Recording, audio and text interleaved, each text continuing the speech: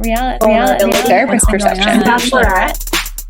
Okay. Reactivity TV time. And I don't know about you, Catherine, but I'm so excited that Succession is back. I feel like every time it comes, it's like, it's been years and you're just like waiting for it. It literally has been years. I'm so excited to be here with you, kind of like recapping family dynamics, and maybe we can make some predictions based on our clinical insight into what might happen or what might unfold for this fourth and final season of Succession. Yeah, let's do it. Let's do it. Okay. So we can't ignore that this is a family.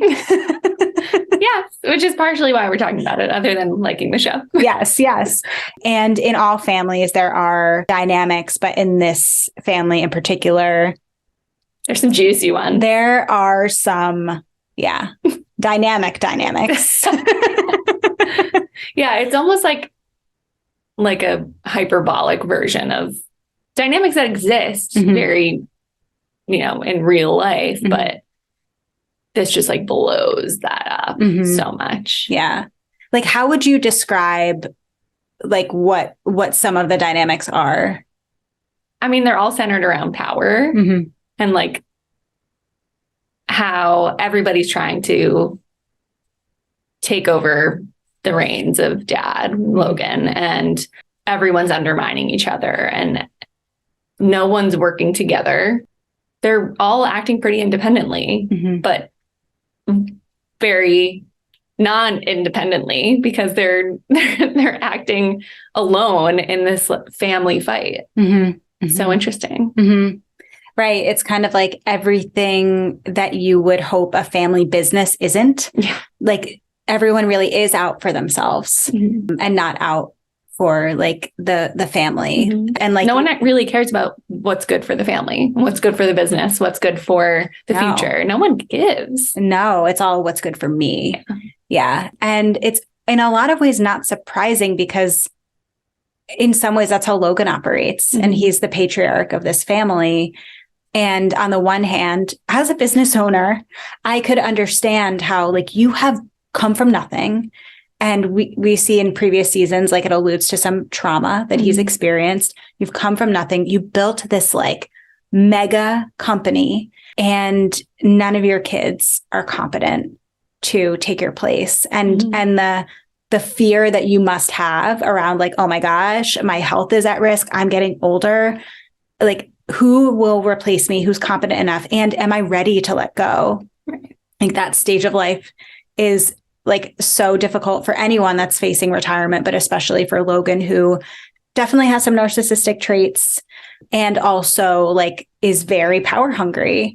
I also think it's not, we shouldn't ignore the fact that it's not, I mean, as much as everything centers around Logan and taking over his job, and that it's not all him. I mean, their mom has a lot of the same traits too. And you can even just see that in her absence and whether or not I don't know how long that the parents were together and like when they split up, but the mom is out of the picture and she doesn't really play a motherly role to them at all. Even when they do end up seeing her at some points in this and going to her wedding and all that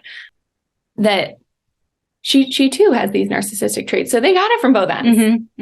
Right. So it's no wonder that they are like all about me, and like competition fuels this family dynamic. And again, Logan doesn't help that. No, no one does. And he like literally has said to like Shiv, like, you're my favorite. Pinky. Yeah, Pinky, you're the one. And that is so toxic. That the role that he plays in kind of stirring this pot of chaos amongst his kids, knowing actually that none of them really have what it takes. And not even willing to see what they do have to offer. He only sees what they don't have. And what they don't have is literally actually just to be him. Yeah. Right. Yeah. I was it the first season when Kendall was like the supposed identified successor. Mm-hmm. And he says to him, like, you basically like, you don't have what it takes. Essentially, he said it in a much more crass way. Yeah. But he, in a lot of ways, he set Kendall up to fail in that he like almost groomed him to be this puppy that keeps getting kicked, and then gets upset when Kendall does exactly what he was trained to do, which is just like, okay, like I'm just going to do whatever makes my dad happy. And then getting really upset that Kendall won't like be independent and decisive and autonomous in making decisions. Like, Logan, you can't have it both ways. And then you see that they all fall into that trap, that as soon as they're all given this opportunity or supposed opportunity, then they all are lost in Logan world. And then as soon as they think that they're going to be the one, that they are the one, then they all lose it because he just gets under their skin every single time. Right. Well, and yes, like it's so much like they're basking in the glow of Logan's adoration. Like that is what fuels them. Like each of them, that's what they want so desperately, is their dad's approval and affirmation and affection, attention. And again, Shiv is the one who gets it the most, which is why I think she shows up pretty entitled in her life. But like, it's such a setup for each of them because like Logan has this tendency to like completely flip on someone. Like once I've gotten you into this position where you completely adore me and do whatever I want, then you're no good to me. And that part is like so toxic. And it's so also skilled, because it like that amount of like intermittent reinforcement is what keeps at least the three of them in this mix of like continuing to vie for the attention, because when you get it, it probably feels so good to have this like huge magnanimous figure like see you. Yeah. I mean, and it's so interesting that you say that as soon as they're like under his spell, that's when everything goes wrong. That the only time he seemed to have respect for Kendall, for instance, was when Kendall totally betrayed him. And it's just also backwards. I know. Well, I was going to bring up betrayal. Betrayal is such another theme we see woven through the entire time. Big betrayal happened at the end of season 3 with Tom forming a little bit of a coup with great. Logan. I know. I was so happy. It's like, yes, betray them. Yeah. Tom, good job. Stand up for yourself in some way, even though it was like in some ways passive, but in a lot of ways aggressive. But like, yeah, there is something like even we as the viewers like buy into this, like where you're rooting for betrayal because it's a sign that you are like standing up for yourself in some way. It's so interesting. Right. Yeah. They have us under their spell. God, we're one of the Roys. Yeah. I mean, like, even just among siblings and all of the betrayals that happen between them. I mean, they band together at certain points and they all say, okay, we're going to do it. We're going to take down dad. And then they don't. And they all end up trying to maneuver it in a way that at the end, one of them is left standing. It's not all of them. And so I just find it so interesting, like from a family systems perspective, that how weak that sibling subsystem truly is, that all of their loyalty and all of their efforts are made towards dad, love me, and dad, I just need dad. And all of you guys don't matter. And it's such an interesting thing to look at, because what you see so much more often in sibling relationships, especially adult sibling relationships, is, okay, we have an aging parent. What are we going to do about it? What are we going to do? And there are times where it causes some strife between siblings and between what are we going to do and how are we going to handle this? But it's a sibling thing. It's between the siblings. Right. Whereas with this, it's never between the siblings.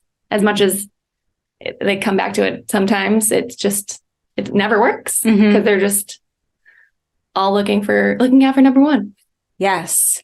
Well, I was also thinking like none of like, while they've all like been in this seat to have an opportunity to be the CEO of this company, it's not that they don't have what it takes or don't have the skills to be effective.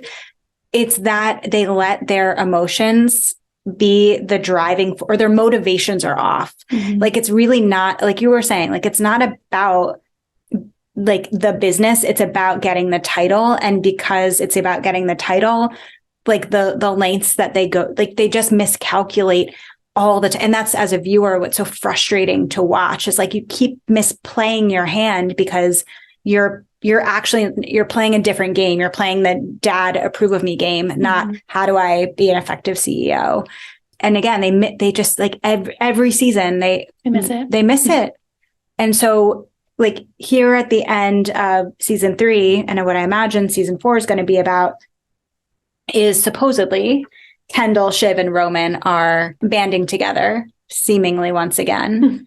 And I guess the idea is like, okay, there's strength in numbers here. Like the only way to take dad down is to do it together.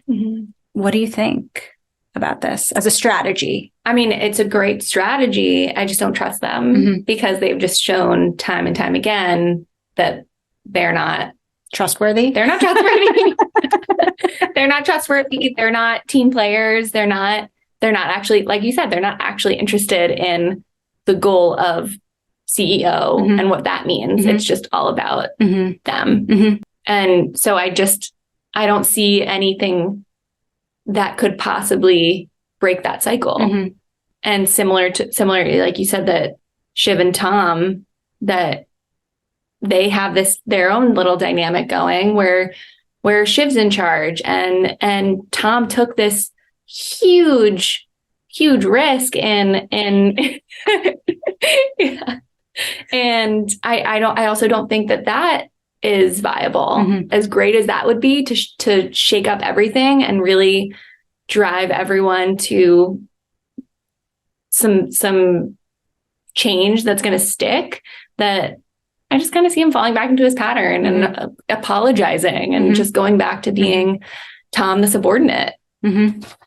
Yeah, that would be the shocker of the season if Tom stays in this role of being in a power position, because it does seem like he, at least in their dynamic, like there's something about it that whether he feels comfortable with or enjoys the subordination, like the deference to Shiv is like his role. And it's possible that he got tired of that, but I can't imagine that he would remain in this other role for it's just not human nature. That's like not how we're wired. Like we do want to go back to homeostasis. And so it'll be interesting. I wonder about how Shiv will receive him if he does retreat back, and what that does to their dynamic. Like in my mind, or maybe she'll see his betrayal like Logan sees his children's betrayal. Maybe this is the hottest thing that Tom's ever done for Shiv. You know what? I could see that happening. Yeah. Like, oh, maybe I respect you. She clearly does not respect him. And when we talked about their relationship, a few months back, that's what we were talking about, the lack of respect. Maybe this is something that bought him a little bit of respect there. But does their relationship work if Shiv respects Tom? Not in the way that it did. Their relationship would have to change. Yeah. Yeah, it'll be interesting to see. I don't really see it happening. I mean, I said this to you before we started recording. I don't see a happy ending here. No. And like, truthfully, the company would be better in the hands of someone else. Give it to Sherry, Yeah. Or Jerry. Jerry. Give it to Jerry. I can't get another name wrong. Give it to Jerry. Give it to someone, like take the drama out of it. Just like, like take your shares and like live a nice life. But maybe that's the thing, is that they're not capable of that. Because that's not what they want. Yeah. They all already have all the money in the world. Yeah, that's true. And that's not making them happy because they still don't have dad. Right. And so, yeah, I think that they do believe that if only they have this title, that then they will be happy, because then they will have dad's approval. But that's not going to happen. And I do like Logan is old, his health is poor. And I do wonder, like, there's a part of me that like envisions Logan on his deathbed, although like I can't really actually imagine him dying because he's such a powerful man. No, he's never going to die. But like just the grieving process for these kids. We haven't even touched on Connor, but not surprisingly, he's so peripheral. But like, there's a part of me like that has the fantasy around like, oh, dad is dying. Maybe we really do band together in a real way. But I just like don't, that would be so out of character. So yeah, I don't know how it's going to end, but I feel like we're kind of right on target here with not much is going to change. Because I mean, I think that's something that's frustrated me about the show, and some things that frustrate me about like other shows. Like even when we talked about White Lotus, like it frustrates me when nothing happens. And like this is a one of those examples of a show where nothing happens. It's like episode 1, nothing, and then the finale, and you're like, oh my god, a bomb just was dropped. And I keep watching because I'm like waiting for it to happen and like the same kinds of things happen. And that's what's like so true about this show is like so much more often than not, the status quo is the status quo. Right. Well, nothing changes if nothing changes. And I don't actually think anyone wants things to change or do anything different, I guess I'll say. Because that would mean, again, the entire system would have to change and no one wants that. Right. I mean, what was it? End of season 1? Was that when Kendall got in the car accident? What happened at the end of season 2?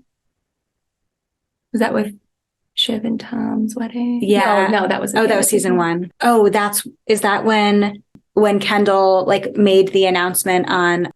Oh, with Greg. Yeah. Like Greg helped him make that announcement. Yeah. And then he like went off and started his own company, or was that? I don't know. It's hard to keep track because again, nothing's really different from season 1 to season 4. Oh, they tried to like buy another media company. There was that whole drama. That might have been season 2. And then season 3 was really all about this other media, maybe getting bought by this other company. Yeah. No, but like, that's where it's like, okay, end of season 1, something life-changing happened. Someone died. And then at the end of season 2, it's like something happened, something life-changing happened. Kendall made this huge announcement. End of season 3, Tom shook everything up. It's like, okay, so I'm kind of prepared for nothing to happen. And then something. And then something huge. And then we won't know what happens because they're done with the show. Then we'll be done.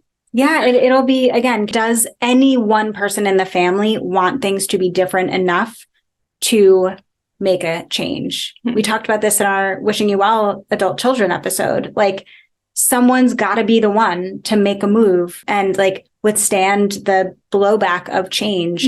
And I just, again, don't have confidence that any of them are willing to do that. But I guess we'll see. Yeah.